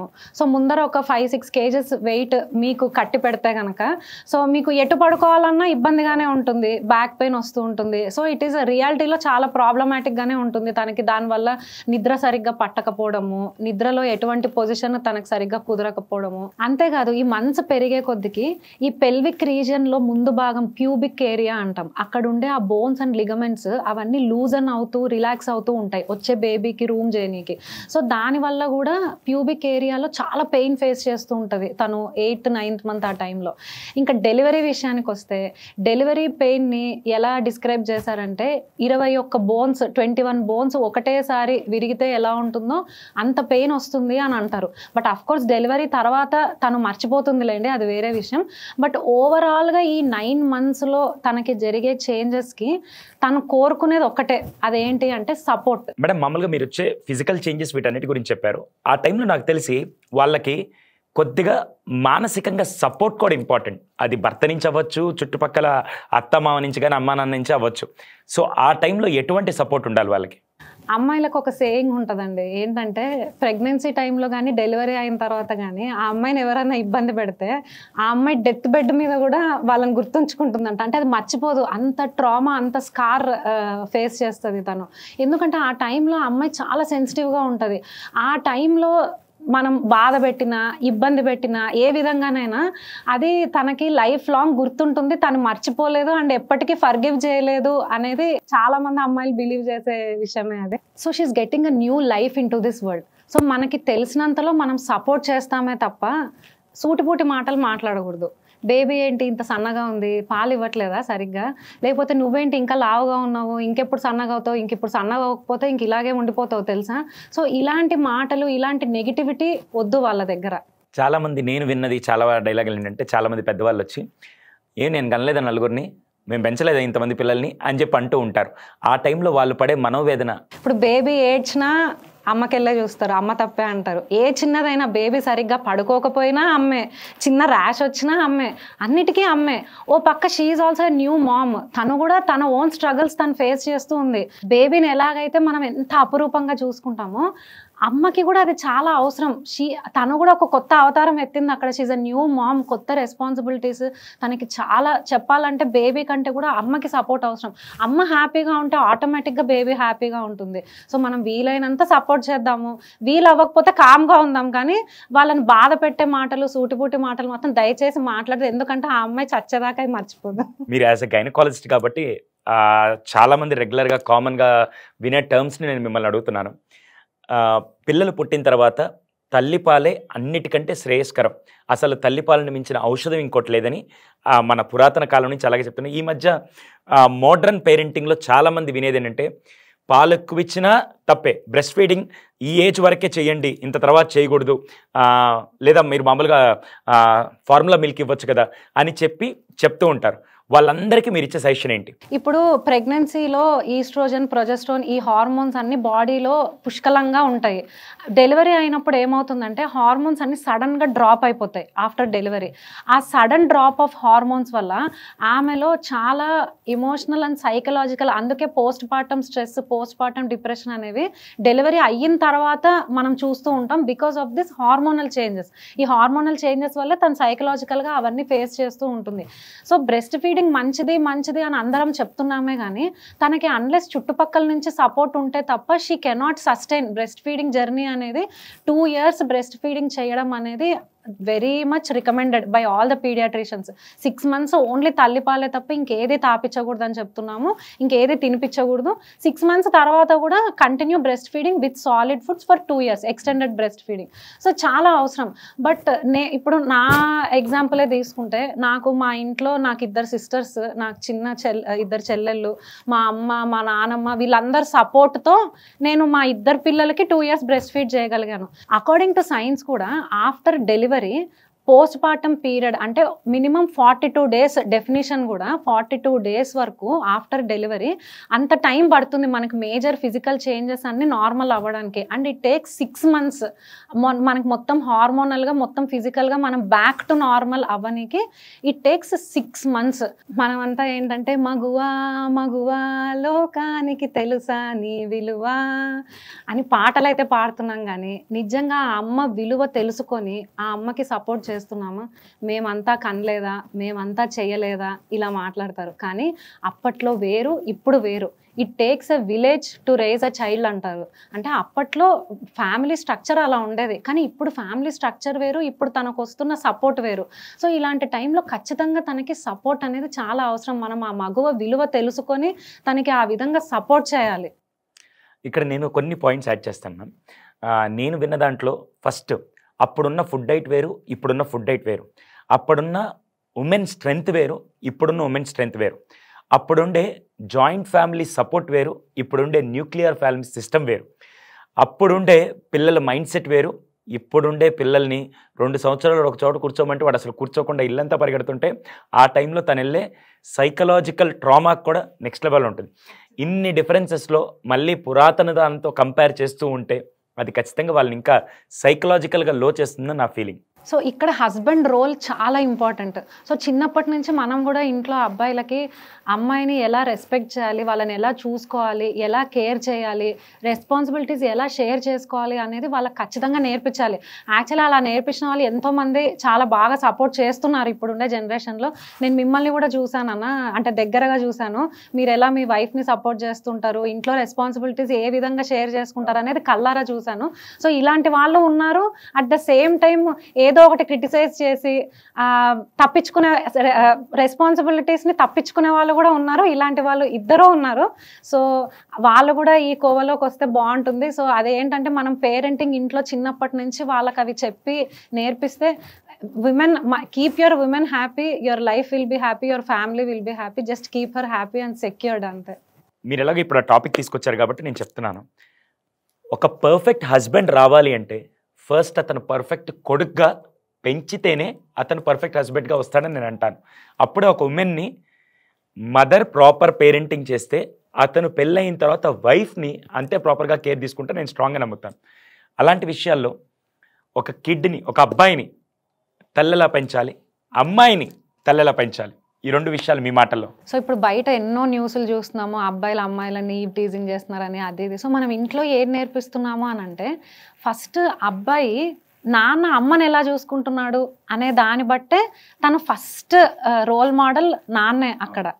అంతేకాదు ఇంట్లో కూడా మనము అమ్మాయిలు ఎప్పుడన్నా నైట్ టైం బయటికి వెళ్తేనో, 8 గంటల తర్వాత బయటికి వెళ్తేనో, ఇంటికి రాకపోతేనో, ఇంట్లో మరి మీ అబ్బాయే ఏమంటాడు, ఏందమ్మా అట్లా పంపిస్తున్నావు, చెల్లినో అక్కనో ఎవరినో అలా పంపిస్తావేంటి, బయట ఎలా తాగి తిరుగుతూ ఉంటారో తెలుసా, అలా పంపకు అన్నప్పుడు ఫస్ట్ ఆ అబ్బాయే కనుక నైట్ టైం బయట తిరుగుతూ ఉంటే ఫస్ట్ నువ్వు వెళ్ళకు, ఆ బయట తాగి తిరిగి ఆ అమ్మాయిలను ఏడిపించే వాళ్ళలో నువ్వు ఒకటివే కదా. నీ చెల్లి లాంటి అమ్మాయిలు బయట సేఫ్గా ఉండాలంటే నువ్వు కూడా 8 గంటల తర్వాత బయటకు వెళ్ళకు అనే రిస్ట్రిక్షన్ ఫస్ట్ తల్లి బాబుకి పెట్టాలి ఖచ్చితంగా. మనం కూడా ఇంట్లో ఎలా చేస్తామంటే, అమ్మాయిలతో చాలామంది అంటూ ఉంటారు, నీకు ఇంత చదువు దేనికమ్మా, లాస్ట్కి నువ్వు చేయాల్సింది పిల్లల్ని చూసుకోవడం, ఇల్లు చక్కబెట్టుకోవడమే కదా అని అంటారు. ఇంటికి ఎవరైనా గెస్ట్లు వస్తే ఫస్ట్ ఆ పాపను పంపించి కిచెన్లోకి పంపించి టీ చేసుకొని రమ్మని వాళ్ళకి మర్యాదలు చేయమని చెప్తారు. అక్కడ బాబు కాలు మీద కాలు వేసుకొని కూర్చున్నా కూడా తనని అడిగే వాళ్ళు ఎవరు ఉండరు. పైగా కొంతమంది ఇళ్లలో అసలు అబ్బాయిలు కిచెన్లోకి ఎంటర్ అవ్వడం కూడా నిషేధమే. They are not allowed to enter in to the kitchen. అంతెందుకు చిన్న పిల్లల అబ్బాయిలు కుకింగ్ సెట్తో ఆడుకుంటే కూడా కొంతమంది పేరెంట్స్ దాన్ని నామోషిగా ఫీల్ అయ్యి ఆడుకోనివ్వరు కుకింగ్ సెట్తో. సో మనం చిన్నప్పటి నుంచి మనమే అలా తయారు చేస్తున్నాం వాళ్ళని. సో మనమే ఇంట్లో ఎన్నో తేడాలు చూపిస్తున్నాం. ఇప్పుడు అమ్మాయిని తీసుకుంటే అమ్మాయి ఖచ్చితంగా అందంగా ఉండాలి అనే ప్రెషర్ ఉంటుంది. అదే అబ్బాయి అనుకోండి, అబ్బాయిలకు అందం అవసరం లేదు, పర్సనాలిటీ ఉంటే, అంటే వాళ్ళకి క్యారెక్టర్ ఉంటే చాలు. అబ్బాయిలకి ఏంటి అందం చూసేది అని అంటారు, అమ్మాయిలకేమో ప్రెషర్ ఉంటుంది. చివరికి అబ్బాయిలు కాస్త గట్టిగా మాట్లాడితే కూడా వాడు గొంత అంతేలే కానీ వాడు మనసు వెన్న అంటారు. అదే అమ్మాయి మాట్లాడితే ఇది చూడండి ఎలా అరుస్తుందో, రాకాసి, గయ్యాలి, ఓకల్ ఇలాంటి బిరుదులు ఇస్తారు. సో మనం ఎన్నో, అంతెందుకు ఇప్పుడు అక్కలు కానీ చెల్లెళ్ళు కానీ ఏదన్నా తింటూ ఉన్నప్పుడు ఎన్నోసార్లు చూస్తుంటాం. మా పక్క అయితే నేను చాలాసార్లు చూసాను ఇది, అది అన్న కోసం పెట్టాను లేకపోతే ఆ తమ్ముడు కోసం ఉంచాను, అది ఉంచు వాడి కోసం. అంటే ఫుడ్లో కూడా అంటే న్యూట్రిషన్ అనేది అబ్బాయిలకు మాత్రమే కదా, అమ్మాయిలకు కూడా కావాలి. సో అట్లా ఆ విధంగా మనం ఫస్ట్ నుంచి మనం ఇంట్లో వాళ్ళని ఆ స్పెషల్ స్టేటస్ లేకుండా నార్మల్గా, ఎందుకంటే ఇంతకు ముందు వేరు ఇప్పుడు వేరు కాబట్టి. సో ఇంతకు ముందులాగా అమ్మాయిలు ఒకప్పట్లో అబ్బాయిల నుంచి ఫిజికల్ సేఫ్టీ కోరుకునేవాళ్ళు, ఆ తర్వాత ఫైనాన్షియల్ ప్రొటెక్షన్ కోరుకున్నారు, రెస్పెక్ట్ కోరుకున్నారు. కానీ ఇప్పుడు జనరేషన్లో she can have it all without the male partner. ఒక హస్బెండ్ అనే వ్యక్తి లేకుండానే she can earn all of it. So ఒక హస్బెండ్గా తనేం చేయగలగాలి, అన్నిట్లో రెస్పాన్సిబిలిటీ తీసుకోవాలి. అంటే తనకి ఇంటి పనులు తెలియాలి, basic house keeping, basic cooking, ఇవి తెలియడం చాలా ఇంపార్టెంట్. మనం ఇప్పుడు కనుక అది రియలైజ్ అవ్వకుండా వాళ్ళని ఈ విధంగానే వాళ్ళని ట్రైన్ చేస్తూ ఉంటే రేపు పొద్దున మ్యారేజెస్లో చాలా ప్రాబ్లమ్స్ ఫేస్ చేయాల్సి ఉంటుంది. కోడలు పని చేస్తే ఉత్తమమైన కోడలు, ఆ టైంలో కొడుకెళ్ళ సపోర్ట్ చేసి ఏదైనా వంటింట్లో ఏదైనా పని చేస్తే, ఏరా నువ్వు ఆడంగులాడువే ఎందుకు ఆ పనులు చేస్తావు అని చెప్పి అంటది అదే తల్లి తన కూతురు పని చేస్తున్నప్పుడు అల్లుడు వచ్చి సపోర్ట్ చేస్తే, నా అల్లుడు బంగారం వచ్చి మా అమ్మాయికి వంటింట్లో ఎంత బాగా హెల్ప్ చేస్తాడు. కొడుకు చేస్తే తప్పు, అల్లుడు చేస్తే రైటు. కరెక్ట్గా చెప్పారన్న. అసలు ఫస్ట్ డెలివరీ అయిన వెంటనే కూడా మనం చూస్తే ఫస్ట్ అడిగే క్వశ్చన్ అందరూ అమ్మాయా అబ్బాయా, అమ్మాయి అయితే రెస్పాన్సిబిలిటీ, అబ్బాయి అయితే అదో పెద్ద అసెట్. ఊరికే కంటే కూతురునే కనాలిరా అని పాటలు పాడడం వరకే తప్ప రియాలిటీలో ఎక్కడ చాలా చోట్ల చూస్తున్నాను, ఎక్కడ నాన్నను కొంతమంది ఉన్నారు అట్లా డిఫరెన్స్ చూపించని వాళ్ళు. ఇప్పుడు ఫస్ట్ అమ్మాయి అయితే సెకండ్ చైల్డ్ ప్లాన్ చేసుకోండి, ఇంకా సెకండ్ చైల్డ్ కూడా అమ్మాయి అయితే అయ్యో మాకు వారసుడు లేడే, మాకు వంశోద్ధారకుడు లేడే, ఇలా బాధపడే వాళ్ళు ఎంతో మంది ఇప్పటికీ ఉన్నారు. అఫ్ కోర్స్ మారారు చాలా మటుకు, బట్ ఇలాంటి వాళ్ళు కూడా ఇంకా చాలా మందే ఉన్నారు రియాలిటీలో. ఇప్పటికీ కూడా మనము ఫీమేల్ ఫీటిసైడ్ కేసెస్ చూస్తున్నాం. అంటే గర్భంలో అమ్మాయి అని తెలిసిన తర్వాత ఆ గర్భం తీయించుకునే వాళ్ళు, అలాంటి కేసెస్ మనం ఇప్పటికీ చూస్తున్నాము అని అంటే ఎక్కడ మనం ఉన్నామంటే ఎంత ప్రోగ్రెస్ అయ్యాం. Of course we are progressing, but ఇంకా చాలా ప్రోగ్రెస్ అవ్వాల్సింది చాలా ఉంది. ఇంకా ఒకవేళ గర్భంలో తెలిసినా లేకుంటే గర్భం దాల్చిన తర్వాత బిడ్డ పుట్టాక కూడా కాలువల్లో వదిలేసి వెళ్ళిపోయేంత దౌర్భాగ్య స్థితిలో ఇంకా మనం ఉన్నామంటే అది బాధాకరం. నిజమే అన్న. సో చాలా అవేర్నెస్, ఇంకా చాలా ఎడ్యుకేషన్ అనేది, ఇంకా ఎడ్యుకేషన్ అనగానే ఎంతో మంది డిగ్రీలు, మాకు ఇంత పొడుగు డిగ్రీలు ఉన్నాయి అది ఇది అని అనుకుంటారు. కానీ అన్ని డిగ్రీలు ఉన్నా కూడా మీకు ఆ మారల్ వాల్యూస్, ఆ సివిక్ సెన్స్ లేకపోతే ఆ డిగ్రీలు అన్నీ వేస్టే. ఇంకా ఒక్కోసారి ఏం చదువుకొని వాళ్ళు బాగా ఆలోచిస్తూ ఉంటారు ఈ డిగ్రీలు ఉన్న వాళ్ళకంటే. సో ఎడ్యుకేషన్ అనేది it is not for everything, అన్నిటికీ కాదు. ఖచ్చితంగా మన మారల్స్, మన రెస్పాన్సిబిలిటీస్ యాజ్ అ సిటిజన్ అనేది చాలా ఇంపార్టెంట్. మీరు ఇందాక చెప్తూ అబ్బాయిని ప్రాపర్గా పెంచాలి అన్నారు. ఆ టైంలో ముఖ్యమైన అంశం, ఒక అమ్మాయి ఎటువంటి సైకలాజికల్ ట్రామాకో లేకుంటే ఫిజికల్ చేంజెస్కి వెళ్తుంది అనేది చిన్నప్పటి నుంచి ఒక తల్లి అబ్బాయికి నేర్పియాలని నేను అంటాను. అది చాలా వరకు మిస్ అవుతుంది. దాని మీద మీ ఒపీనియన్? ఖచ్చితంగా ఎంతమంది తల్లులు అబ్బాయిలకి పీరియడ్స్ గురించి ఎక్స్ప్లెయిన్ చేస్తున్నారు? ఖచ్చితంగా చెప్పాలి. ఇంట్లో సిస్టర్స్ ఉన్నా అంతెందుకండి, బయట ఫ్రెండ్సే ఉంటారు స్కూల్స్లో. అరే మీ ఫ్రెండ్స్కి ఇట్లా ఏదన్నా వచ్చినప్పుడు వాళ్ళని ఎలా కేర్ చేయాలి, వాళ్ళకి ఎట్లాంటి ప్రాబ్లమ్స్ వస్తాయి, ఎలా చూసుకోవాలి, it is nothing to be ashamed of. ఇది మీరు చెప్పకపోతే ఇప్పటికీ మేమంతా శానిటరీ నాప్కిన్స్ షాప్ నుంచి తెచ్చుకునేటప్పుడు దాచిపెట్టి తీసుకోవాల్సిన అవసరం అనేది మాకు ఉండేది కాదు. మనం ఫస్ట్ నుంచి చెప్పి ఉంటే కనుక ఖచ్చితంగా it is our divine power to give life. Sanitary నాప్కిన్స్ని అదేదో చూడకూడని విషయంలాగా అలా నల్లటి కవర్లో కప్పుకొని లేదో కొంగు చాటున పెట్టుకొని తెచ్చుకోవాల్సిన అవసరం లేనే లేదు. అట్లా మనము మన ఇంట్లో అబ్బాయిలకి ఫస్ట్ నుంచి ఎడ్యుకేట్ చేయాలి. నేను ఈరోజు బయటికి పోతుంటే నాతో ఒకరు మిస్బిహేవ్ చేశారు, లేదా ఒక క్రౌడెడ్ ప్లేస్లో నన్ను ఇన్అప్రోప్రియేట్గా టచ్ చేశారు అని ఒక అమ్మ కొడుక్కి తన భావోద్వేగాన్ని తెలియపరిచినప్పుడు ఆ కొడుకు ఫ్యూచర్లో ఇంకొక అమ్మాయితో మిస్బిహేవ్ చేస్తాడా? లేదు. సో ఇలాంటివి వాళ్ళకి ఎంపతి అనేది ఇంట్లో మనం నేర్పించాలి. అవును, మా అమ్మ ఎలా ఫీల్ అవుద్ది, నా చెల్లి ఎలా ఫీల్ అవుతుంది, నేను ఇలా చెయ్యొచ్చా అనేది తనకి రావాలంటే ముందు మనం ఆ కనెక్షన్ మనం ఏర్పరచుకోవాలి ఇంట్లో. ప్రతి ఒక్కరూ అంటూ ఉంటారు అబ్బాయిలు ఏడిస్తే చాలు boys don't cry, boys don't cry అంటారు. దయచేసి అలా అనకండి. Boys don't make others cry ఇలా చెప్పండి. వేరే వాళ్ళని ఏడిపించకూడదు అబ్బాయిలు అంటే అనేది మనం నేర్పిద్దాం. That is what being a boy is అనేది మనం చెప్పాలి ఇంట్లో. అసలే మనం సోషల్ మీడియాలో మాట్లాడుతున్నప్పుడు చాలా మంది కింద రాస్తారు, ఏం సార్ అబ్బాయిల గురించే అమ్మ ఇంత జాగ్రత్త తీసుకోవాలా, ఇప్పుడుండే జనరేషన్లో అమ్మాయిని పెంచేటప్పుడు కూడా ఎటువంటి జాగ్రత్తలు తీసుకోవాలో చెప్పరా అని చాలామంది అడుగుతారు. అందుకే నేనే మిమ్మల్ని ముందే అడుగుతున్నాను, ఒక అమ్మాయిని పెంచేటప్పుడు కూడా ఎటువంటి విషయాలు ఈ జనరేషన్కి ఎడ్యుకేట్ చేయాలంటారు? చాలా మంచి క్వశ్చన్ ఇది. మా జనరేషన్లో మేము ఫేస్ చేసింది ఇప్పుడు ఫేస్ చేయకూడదు అని నేను అనుకునేది ఒకటి బాడీ షేమింగ్. మా టైంలో చాలా ఫేస్ చేసాం. ముఖ్యంగా నల్లగా ఉన్నామా ఇంకా అయిపోయా, ఇంకా అందరు అనడమే. మళ్ళీ మనం ఇంట్లో కృష్ణుడిని నల్లనయ్య అంటాం, రాముడిని నీలిమేఘశ్యామ అంటాం, కాళీమాత అంటాం, వీళ్ళందరినీ పూజిస్తాం. కానీ ఇంట్లో అమ్మాయి నల్లగా ఉంటే మాత్రం అది ఎవరికి నచ్చదు. అసలు ఫస్ట్ బేబీ అమ్మాయి అని తెలియంగానే, పాప పుట్టింది అనగానే నల్లగుందా తెల్లగుందా ఇది ఫస్ట్ క్వశ్చన్. అంత ఇంపార్టెంట్ అనమాట. అదేదో ఒక ట్రూ అచీవ్మెంట్, వాళ్ళు ఏదో చాలా ఎఫర్ట్స్ పెట్టి అది వాళ్ళ సొంత అచీవ్మెంట్ లాగా వాళ్ళకి బిరుదిస్తాం. అది ఫెయిర్గా ఉంటే అది చాలా గ్రేట్ అన్నట్టు ఇలా చెప్తాం మనము. Beauty is in every skin tone అనేది ఇప్పుడు జనరేషన్కి మనం ఖచ్చితంగా నేర్పించాలి. బికాజ్ మనం ఫేస్ చేసాం కాబట్టి.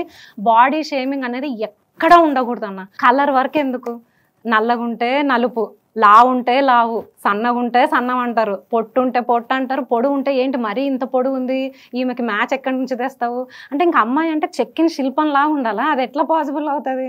సో బాడీ షేమింగ్ అనేది అలౌ చేయొద్దండి. సో ఫస్ట్ పేరెంట్స్, మదర్ కానీ ఫాదర్ కానీ ఫస్ట్ మీ ఇంటికి వెళ్ళి, మీ ఇంట్లో అమ్మాయి కనుక ఉంటే నువ్వు చాలా అందంగా ఉన్నావు, the way you are, you are very very beautiful, the way you are, అంతే. అది చెప్దాం. Beauty is in every skin tone. ఎలాంటి ఫిజిక్లో అయినా, ఎలాంటి షేప్ షేప్లో, it's in all sizes and all shapes. So బయట ఎవరేమన్నా అమ్మాయి వాళ్ళ అమ్మ నాన్న నువ్వు ఎలా ఉన్నా బాగుంటావు తల్లి అని అంటే బయట వాళ్ళ మాటలు నమ్మదు, ఇంట్లో అమ్మ నాన్న మాటనే ఖచ్చితంగా నమ్ముతుంది. సో బాడీ పాజిటివిటీ అనేది చాలా చాలా చాలా ఇంపార్టెంట్. దాంతోపాటు హెల్తీ బౌండరీస్, నో ఎలా చెప్పాలి మాకైతే ఎవరు చెప్పలేదన్న నో ఎలా చెప్పాలనేది. మా జనరేషన్లో చాలామంది, నేనే కాదు ఎంతోమంది అమ్మాయిలు మాకు ఎవరు చెప్పలేదు. మాకు చాలా టైం పట్టింది అది నేర్చుకోనికి, నో ఎలా చెప్పాలి. సో మా అప్పుడు మేము విన్న డైలాగ్స్ ఎలా ఉండేవంటే, నువ్వు గుడ్ గర్ల్ కదా, నువ్వు ఇలా చేస్తేనే అందరు నిన్ను గుడ్ గర్ల్ అంటారు, నువ్వు గుడ్ గర్లా బ్యాడ్ గర్లా, సో ఎంతసేపు అందరితో గుడ్ అనిపించుకోవాలి అనేదే మాకు ఇండైరెక్ట్గా ఈ ఇన్పుట్స్ అనేవి అందరి ఇళ్లలో అందరు అమ్మాయిలకే వచ్చినవే. సో మాకు when we were growing up మాకు హెల్దీ బౌండరీస్ అవన్నీ మేము నేర్చుకొని అన్లర్నింగ్ అండ్ లోపల ఉండే ప్రోగ్రాంలన్నీ డిలీట్ చేసి కొత్త ప్రోగ్రాంలు ఎక్కించుకొని హెల్తీ బౌండరీస్, నో ఎలా చెప్పాలి. నేను ఎండమూరిది ఒక బుక్ చదివానన్న, మీరు మంచి అమ్మాయి కాదు, ఆ బుక్ పేరు మీరు అసలు మంచి అమ్మాయి కాదు అని. ఆ బుక్ చదివాక ఎంత మనం ప్రోగ్రామ్ చేసుకున్నాము అనేది నాకు అర్థమైంది. సో ఆ ప్రోగ్రాంలు అన్నీ డిలీట్ చేసి కొత్త ప్రోగ్రాంలు మనం ఎక్కించుకొని ఆ కొత్త ప్రోగ్రాంలు పిల్లలకు కూడా ఎక్కిద్దాం. మళ్ళీ అవే పాత ప్రోగ్రాంలు వాళ్ళకి ఎక్కిస్తే ఇంకా తేడా ఏముంటుంది, మార్పు ఉండాలి కదా ప్రతి జనరేషన్. సో మనకి జరిగింది మన పిల్లలకి జరగకూడదు, జరగనివ్వకూడదు. మనం ఒక్కోసారి బయట వాళ్ళది పక్కన పెడితే ఇంట్లో పేరెంట్స్ నుంచే ఇలాంటి మాటలు వింటూ ఉంటాం. ఏంటంటే మేమంతా మా పీరియడ్స్ టైంలో బాగానే ఉన్నాము, బాగానే పనులు చేసుకున్నాము, నువ్వేంటి అలా మూల కూర్చున్నావు, ఇలా మాట్లాడుతూ ఉంటారు. అంటే అక్కడ అమ్మాయి పెయిన్ డిస్కంఫర్ట్ ఎంతో ఉంటుంది. అది అర్థం చేసుకోకుండా ఒక్కోసారి ఇంట్లో పేరెంట్స్ అండ్ క్లోజ్ రిలేటివ్సే మేమంతా ఫేస్ చేసాం కదా, మీరేంటి ఇంత నాజుగ్గా ఇంత సెన్సిటివ్గా చేస్తున్నారు అంటే వాళ్ళకి వాళ్ళ పేరెంట్స్ అలా చెప్పుంటారు, ఆమెకి వాళ్ళ అమ్మ అలా చెప్పుంటుంది. So she knows only that మా అమ్మ నాకు అలా చెప్పింది, సో నేను నా పిల్లలకు కూడా అలానే చెప్తా. బట్ ఒక్క నిమిషం మనం ఆగి ఆలోచిద్దాము, మీ అమ్మ మీకు అలా చెప్పినప్పుడు did you feel good inside? No, then please don't say it to your child. అంతే. మీకు నచ్చలేదు, మీరు అది బాధగా ఫీల్ అయ్యారు అనుకున్నప్పుడు why do you want to repeat the same? So అక్కడ మనం మార్పు తీసుకొని రావాలి. చాలా చాలా వ్యాలిడ్ పాయింట్. ఈరోజు చాలామంది ఉమెన్కి, చాలామంది గర్ల్స్కి చాలా బాగా హెల్ప్ అయ్యే పాయింట్ మ్యామ్ అది. అలాగే శ్రావ్య గారు, ఇంకో విషయం అన్న, మనము ఇందాక ఎర్లీ ప్యూబర్టీ గురించి మాట్లాడుకునేటప్పుడు ఇంకొక ఇంపార్టెంట్ థింగ్ ఏంటంటే అమ్మాయిలలో ఈ ఎర్లీ ప్యూబర్టీ వల్ల ఈ secondary sexual characters like breast development కానీ ప్యూబిక్ హెయిర్ కానీ వాట్ ఎవర్, సో వాళ్ళ మెచ్యూరిటీ, ఫిజికల్ మెచ్యూరిటీ అనేది తొందరగా జరిగిపోతుంది. సో ఇలాంటి టైంలో ఒక అమ్మగా వాళ్ళ ఆవేదన ఎలా ఉంటుందంటే, మనం ఎట్లా how to ensure our girls safety అనేది ఎవ్రీ మదర్కి బర్నింగ్ క్వశ్చన్. అది ఇప్పుడుండే పరిస్థితుల్లో మనం హౌ టు ప్రొటెక్ట్ హర్ అనేది. సో ఇక్కడ ఒక ఇంపార్టెంట్ థింగ్ నాకు నచ్చని విషయం ఏంటంటే డ్రెస్సింగ్ గురించి మాట్లాడతారన్న ప్రతి ఒక్కరు. షీ ఇన్వైటెడ్ ఇట్, ఆమె సిగ్నల్ ఇవ్వకపోతే వాడెందుకు అలా చేస్తాడు. సో ఇలాంటి మాటలు వింటూ ఉంటాము. 2 ఏళ్ల పాపని వదలలేదు, 80 ఏళ్ల ముసలావిడిని వదలలేదు, చివరికి డెడ్ బాడీని కూడా వదలలేదు. పోనీ మేము అంతా బూర్కాలు వేసుకొని తిరుగుతాం 24 గంటలు, ఇండియాలో ఎక్కడ ఎలాంటి మిస్హ్యాప్స్ జరగవని మీరు మాకు మాటిస్తారా? ఇవ్వలేదు. సో చేంజ్ అనేది మా క్లోదింగ్లో కాదు, వాళ్ళ ఆలోచనలో రావాలి. సో ఇక్కడ మన పేరెంటింగ్, మనం ఇంట్లో వాళ్ళకి నేర్పించే వాల్యూస్ అనేది చాలా పెద్ద రోల్ ప్లే చేస్తాయి. ఇది అమ్మాయిలో కూడా మార్పు రావాలి. బయట ఎవరైనా అమ్మాయిని టీజ్ చేస్తున్నప్పుడు ఆ అమ్మాయిని చూసావా ఎలాంటి బట్టలు వేసుకుందో, అందుకే వాడు అలా టీజ్ చేస్తున్నాడు ఆమెని అని పట్టించుకోకుండా వెళ్ళిపోతుంటారు చాలామంది అమ్మాయిలు. అలా కాకుండా నువ్వు అక్కడ నిలబడి ఏం పోలీసులకు కాల్ చేయాలా, చెల్ నడు ఇక్కడి నుంచి అని, you stand beside her, let stand for each other. అమ్మ ఇది నాకు ఒక పర్సనల్ క్వశ్చన్. చాలామంది ఇది ఎప్పుడు నేను చాలామందితో పాడ్కాస్ట్ చేసినప్పుడు ఉమెన్తో చేస్తారు పర్టికులర్ అడుగుతాను. ఏదో హౌస్ వైఫ్ అనగానే చాలామంది ఇంట్లో కూర్చొని నేనేం చేయట్లేదు, ఆ పక్కన చూడు ఆమె ఎంత బాగా వర్క్ చేసుకుంటుందో, ఈమె చూడు బొటిక్ పెట్టుకొని ఎంత బాగా బిజినెస్ చేస్తుందో, నేను ఒక ఆఫ్టర్ ఆల్ ఒక హౌస్ వైఫ్ని అని చెప్పి వాళ్ళని వాళ్ళు లోగా ఫీల్ అవుతూ ఉంటారు. వాళ్ళకి మీరేం చెప్తారు? ఆఫ్టర్ ఆల్ ఒక హౌస్ వైఫా, ఆ హౌస్ వైఫ్కి ఎంత ఫోకస్ అవసరమో చెప్తాను. ముఖ్యంగా చిన్నపిల్లలు ఉన్నప్పుడు మేము కాసేపు ఒక్క 2 సెకండ్స్ అలా పక్కకు తిరిగితే కూడా వాడు ఏదో ఒకటి తగిలించుకోవడమో, నోట్లో పెట్టుకోవడమో, పడిపోవడమో ఏదో ఒకటి జరుగుతుంది. సో అంత ఫోకస్ ఉండాలి మాకు ఆ జాబ్లో.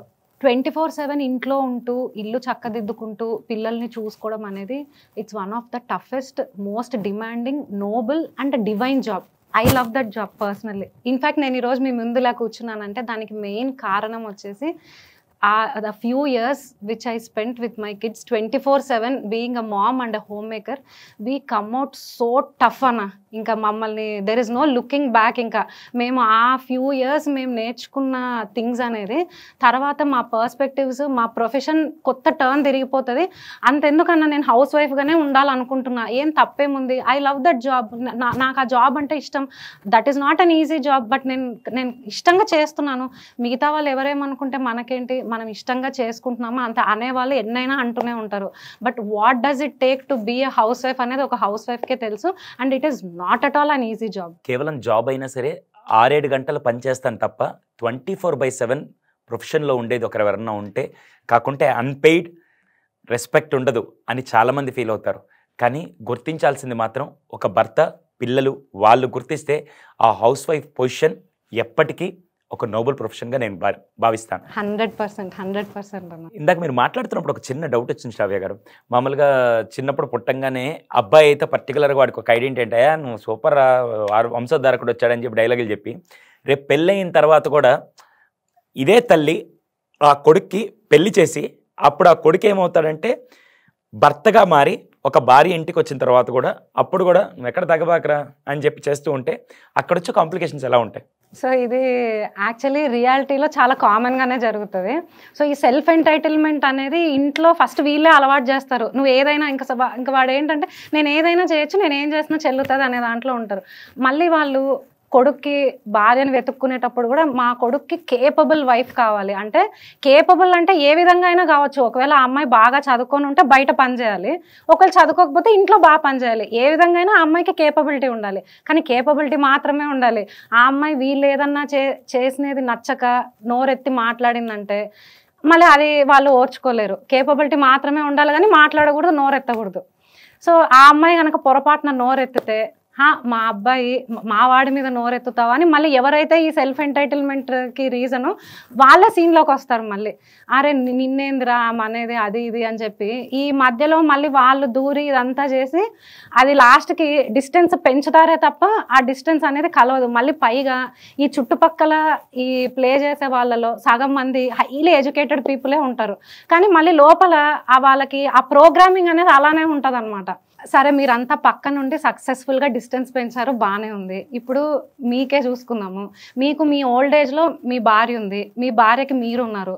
మరి అంటే మీరు పెంచిన కొడుకు ఎవరైతే ఉన్నారో మరి తనకెవరు ఓల్డ్ ఏజ్లో ఎవరు తోడుగా ఉంటారు?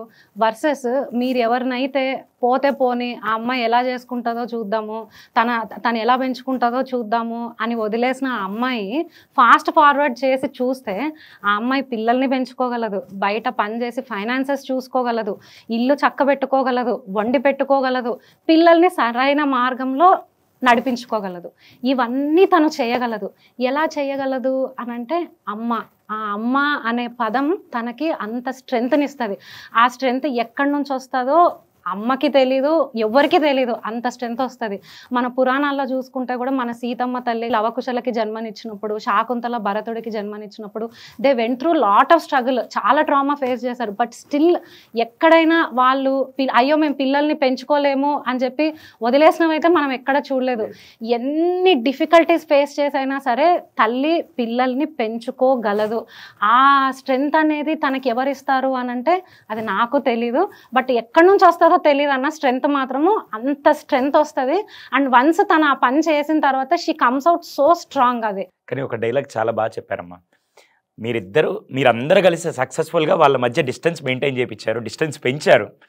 రేపటి రోజున ఇప్పటికీ మీరు ఈ వయసులో ఉండి కూడా మీరు మీ భర్తతో ఉన్నారు, వీళ్ళిద్దరు కలిసి ఉన్నారు.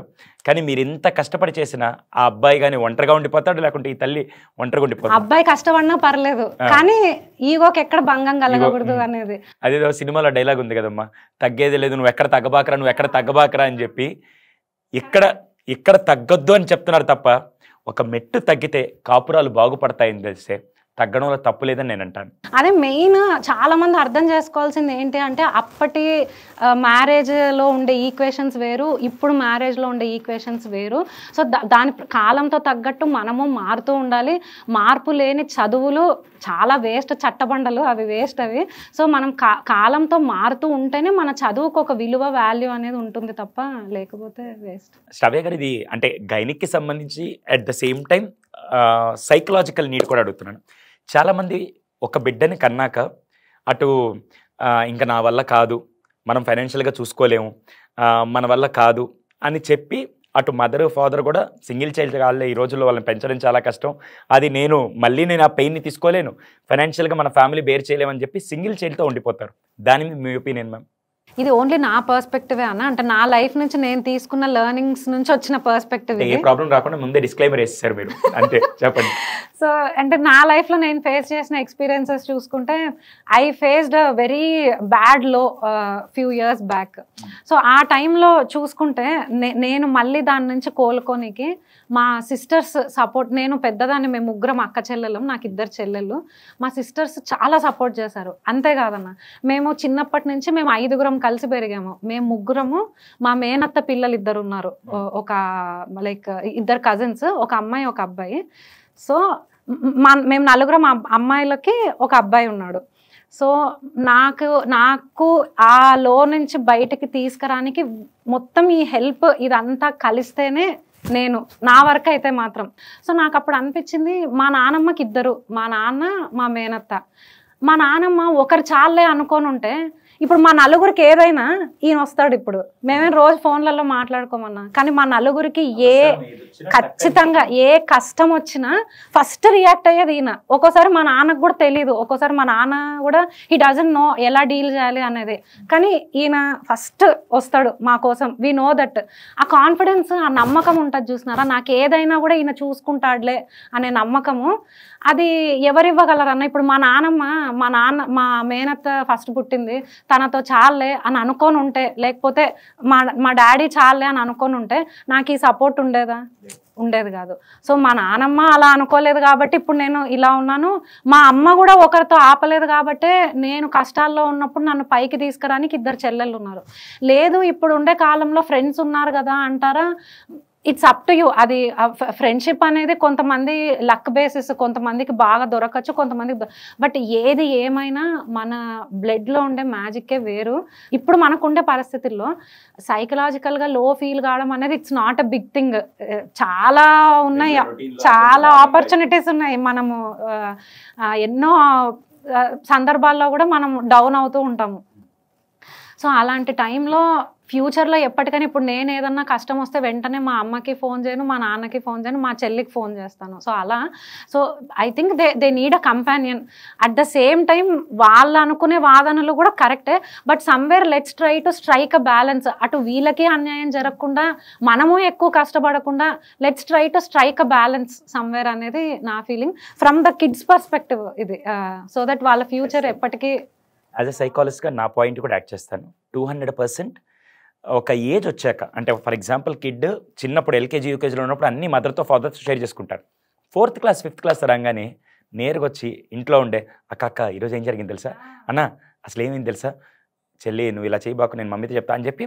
ఎందుకంటే మా నాన్నగారు నేను 8th క్లాస్లో ఉన్నప్పుడు చనిపోతే ఈరోజు మీ ముందు ఇలా కూర్చోవడానికి, ఈరోజు సోషల్ మీడియాలో సుధీర్ సాండ్రా వ్యక్తి కనపడడానికి కారణం మా అన్నయ్య.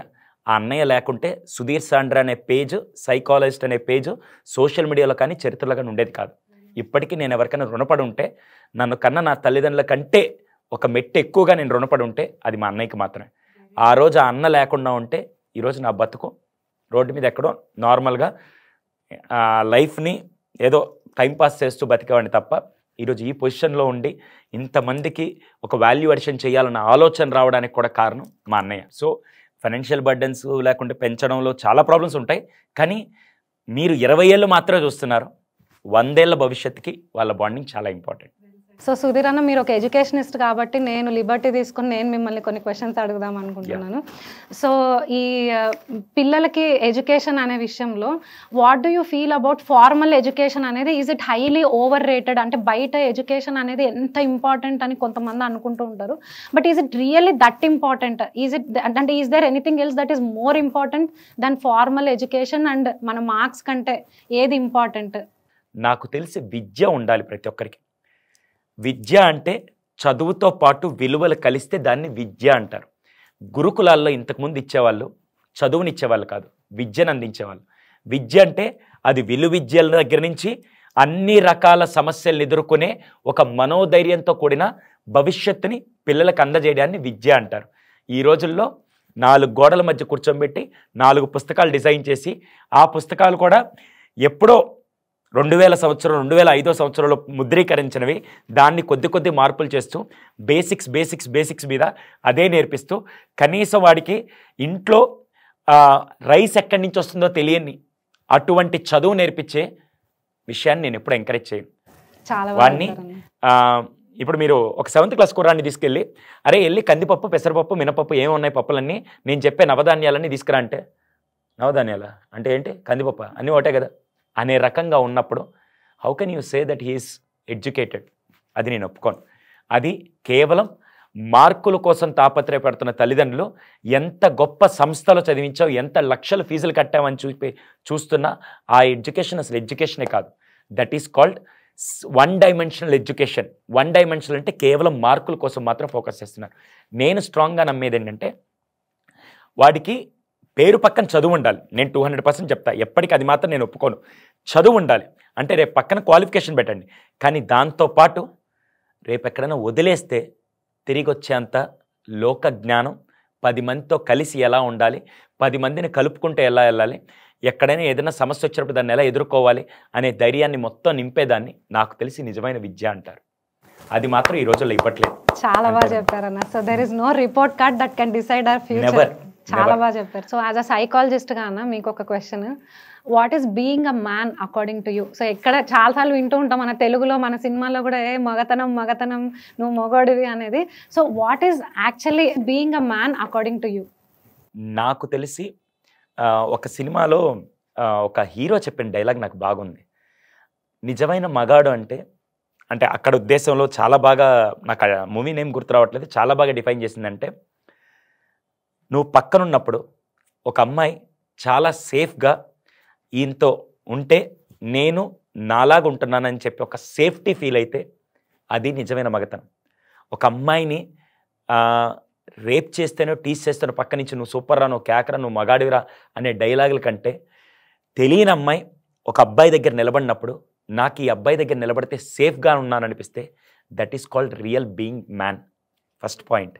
సెకండ్, ఒక వైఫ్కి ఒక హస్బెండ్ పక్కన ఉన్నప్పుడు తన తండ్రి తనను ఎలా చూసుకున్నాడో అదేవిధంగా నా భర్త నాకు అంత ధైర్యాన్ని ఇస్తున్నాడు అనిపించినప్పుడు that is called being a man. ఒక కూతురు తన తండ్రిని చూసినప్పుడు ప్రపంచంలో ఎంతమంది మగాళ్ళు నాకు కనపడినా నాకు కాదు, కానీ నా తండ్రి నాకు పెద్ద హీరో అనిపించినప్పుడు he's being in a man అని అప్పుడు నేను ఈ విషయాల్లో క్లియర్ డిఫైన్ చేయగలుగుతాను ఒక మ్యాన్ అనే దానికి. మగతనం అనేది ఈ రోజుల్లో ఉండే ట్యాబు వర్డ్ అంటే వాడు 4 బీర్ బాటిల్ ఎత్తితేనో, లేకుంటే ఒక మందు బాటిల్ తాగితేనో, ఒక అమ్మాయిని టీస్ చేస్తేనో, కొంతమందిని తన వెనకాల పడే విధంగా ఫాలోయింగ్ చేస్తేనో, ఇవన్నీ wrong definitions of being a man. నాకు తెలిసి రియల్ ప్రొటెక్షన్ ఒక గర్ల్కి, ఒక ఉమెన్కి, ఒక మదర్కి ఇవన్నీ ఇవ్వగలిగినప్పుడే being a man with values అని నేను అంటాను. నా లైఫ్లో అది డెఫినేషన్ పని. ఒక హైపోథెటికల్ సిచ్యువేషన్ నేను మొన్నే ఒక మూవీలో చూసాను ఇది. సో ఒక పిల్లోడు ఒక 10 రూపాయలు దొంగతనం చేసి బయట ఏదో కొనుక్కొని వచ్చాడు. అది వాళ్ళ అమ్మ చూసి ఆ పిల్లవాడికి ఆ రోజు డిన్నర్ కట్ అని చెప్తుంది. పక్కన నుంచి గ్రాండ్ పేరెంట్స్, నాయనమ్మలు, ఆ పిల్లాడి నానమ్మ, అంతేలేరా మీ అమ్మ ఆ 10 రూపాయలు దొంగతనం చేస్తేనే ఫుడ్ పెట్టవా, మీ అమ్మ అంతేలే, నా ప్లేట్లో ఉంది తిను అని ఆ అబ్బాయిని దగ్గరికి తీసుకొని గారాబం చేసి తినిపిస్తుంది. సో దీన్ని మీరు ఎలా చూస్తారన్న? అక్కడ తల్లి చేసింది రైటా, నానమ్మ చేసింది రైటా అంటే ఫస్ట్ అయితే మాత్రం తల్లికి బిడ్డ క్యారెక్టర్ డెవలప్ చేస్తుంది. నానమ్మ అక్కడ కేవలం నా మనవడు నాతో బాండింగ్ ప్రేమ బాగుండాలని చెప్పి చేస్తున్నారు. ఇద్దరి వర్షన్లో ఇద్దరు పర్స్పెక్టివ్ డిఫరెంట్. కానీ తల్లి ఆ టైంలో చేసింది మాత్రం 200% right. No doubt in that. ఆ టైంలో తల్లి ఆ పని చేయకుండా ఉంటే అది 200% రాంగ్. జీవితాంతం వాడి క్యారెక్టర్ డెవలప్ అవ్వదు. కానీ ఇక్కడ నానమ్మ చేయాల్సిన పాయింట్ మాత్రం, ఇది మీరే కాదు మేడం, చాలా వరకు చాలా సందర్భాల్లో ఈ జనరేషన్లో తల్లి 200% ఎరా నువ్వు చేతులు కడుక్కొని తిను, నువ్వు ఇలా చెయ్యి అని చెప్తుంది. ఆ టైంలో పక్కనే నానమ్మ అమ్మమ్మ ఉంటే ఏం కాదులేవే తిని ఎందుకు అలా ఉంటావు అని చెప్పి అంటారు.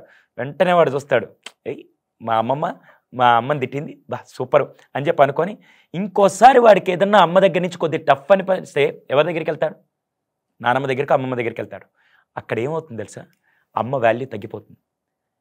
ఇక్కడ నేను కోరుకునేది చూసే అమ్మమ్మలకి నానమ్మలకి మీరుంటేనే పిల్లలకి వాల్యూస్ వస్తాయి, నేను కాదనట్లేదు. కానీ అట్ ద సేమ్ టైం ఒకసారి తల్లి కానీ తండ్రి కానీ ఏదన్నా చెప్తే మీరు మధ్యలో నో అని చెప్పకండి. ఒకవేళ చెప్పాల్సిన సందర్భం వస్తే పిల్లల ముందు చెప్పకుండా పిల్లలు వెళ్ళిపోయాక నేరుగా అక్కడికి వచ్చి నువ్వు ఇందాక అంత స్ట్రిక్ట్గా ఉండకుండా ఉండాల్సింది, వాడికి మందలించి ఏదైనా పెట్టేస్తే బాగుండేది అని చెప్పాలి తప్ప బిడ్డ ముందు, మనవడి ముందు కోడల్ని కానీ కూతుర్ని కానీ అల్లుడిని కానీ కొడుకుని కానీ ఎట్టి పరిస్థితిలో తక్కువ చేసి మాట్లాడకూడదు. ఆ టైంలో మా నాన్నమ్మ గ్రేట్ అని వాడు అనుకుంటాడు. కానీ ఎట్ ద సేమ్ టైం మా అమ్మది పెద్ద లెక్క ఏం లేదులే అని అమ్మ వాల్యూ మాత్రం తగ్గించకూడదు. ఇది వాళ్ళు తిట్టుకున్నా కొట్టుకున్నా చాలా కుటుంబాల్లో జరుగుతున్న నగ్న సత్యం ఇది. అందుకే మీరు గారాబంతో ఆ టైంలో, ఇది చాలా లాజిక్గా మాట్లాడాలంటే అమ్మమ్మలకి తాతయ్యలకి నానమ్మలకి తన కొడుకు కంటే మనవాళ్ళ మీద ఎక్కువ బాండింగ్ ఉంటుంది. ఎందుకంటే వాళ్ళ వయసు ప్రభావం ఆ టైంలో, మనవరాళ్ళు అది మనవాళ్ళు కానీ మనవరాళ్ళు కానీ వాళ్ళ వయసు ప్రభావంతో ఎక్కువ బాండింగ్ అవుతారు, పిల్లల మీద ఉండదు మళ్ళీ అంత. సో ఆ టైంలో మాత్రం నేను చాలామంది ఈ మధ్య ఒక పేరెంట్ని నేను నా వీడియోలో కూడా ఉంది, ఆవిడ చెప్పింది ఏంటంటే మా అత్తగారు ఏదన్నా నేను పొరపాటు చేస్తే భయంకరమైన కోపం వస్తుంది, కానీ పిల్లలు ఉన్నప్పుడు చెప్పదు. పిల్లలు ఉన్నప్పుడు రే అమ్మ చేసింది రైట్రా అని చెప్పని పిల్లలు వెళ్ళిపోగానే లేదు పాప నువ్వు చాలా జాగ్రత్తగా ఇది మార్చుకోవాలి, ఇది మార్చుకోకపోతే మాత్రం చాలా పెద్ద తప్పని నాకు చెప్తున్నప్పుడు నాకు చాలా ఆనందం వేసింది. బిడ్డ ముందు చెప్పకుండా బిడ్డ వెళ్ళిపోయిన తర్వాత నాకు చెప్పిన తర్వాత నేను ఖచ్చితంగా ఆ పొరపాటుని సరిదిద్దుకొని ఈరోజు ఒక మంచి కోడలుగా నేను బతుకుతానంటే నా అత్త చేసిన సపోర్ట్ వల్లే అని చెప్పి ఎంతమంది అలా చేస్తున్నారు. చాలా ఈ విషయంలో మా మదర్కి కూడా క్రెడిట్ ఇద్దాం అనుకుంటున్నాను. మా మదర్ కూడా ఎప్పుడు పిల్లల ముందర నేను ఏదన్నా కూడా నాకు ఎటువంటి బ్యాక్ ఆన్సర్ ఉండదు. ఇంకొకటి జస్ట్ క్యాజువల్గా అన్నా, మీరు మూవీస్ చూస్తూ ఉంటారా? మీ ఫేవరెట్ మూవీస్ ఏంటి? మీ ఫేవరెట్ యాక్టర్స్ ఎవరు? ఫేవరెట్ మూవీ అయితే మాత్రం ఇప్పటికీ ఎప్పటికీ మర్చిపోలేంది నా జీవితం టర్నింగ్ పాయింట్ అంటే మాత్రం ఆ నలుగురు. అసలు ఎన్నిసార్లు చూశాను, ఎన్నిసార్లు చూస్తే అన్నిసార్లు నా కళ్ళలో నీళ్ళు వచ్చేవి. బ్రతికినంతకాలం బ్రతకడం కాదు, చనిపోయాక కూడా వేరే వాళ్ళ ఆలోచనలో బ్రతకాలి. అక్కడ రాజేంద్ర ప్రసాద్ గారి క్యారెక్టర్, ఆయన చనిపోయిన తర్వాత పైన యమకింకర్లు వచ్చి తీసుకెళ్తూ ఉంటే ఏంటి వీళ్ళు వచ్చి తీసుకెళ్తున్నారని ఆయనకి నెగిటివ్ లాగా అనిపించింది. ఎప్పుడైతే జనాలందరూ ఆయన గురించి పాజిటివ్ మాట్లాడుకుంటుంటారో రేపటి రోజున మనం బ్రతికున్నంతకాలం ఎంతమంది చప్పట్లు కొట్టారో కాదు, మనం జీవితకాలం ఎంత గొప్పగా బ్రతికి చనిపోయాక కూడా అరే ఎంత గొప్పగా బ్రతికాడరా అనే ఒక్క వర్డే మనిషి జీవితానికి ఒక అర్థం తీసుకొస్తుంది. అలాంటి లైఫ్ చేంజింగ్ సీన్ నాకు కూడా ఒకటి ఉందన్న, నేను షేర్ చేసుకుంటాను మీతో. కలేజా మూవీలో మహేష్ బాబు ఫస్ట్ కార్ ఆపుతాడు, తన కోసం అని కార్ ఆపుతాడు.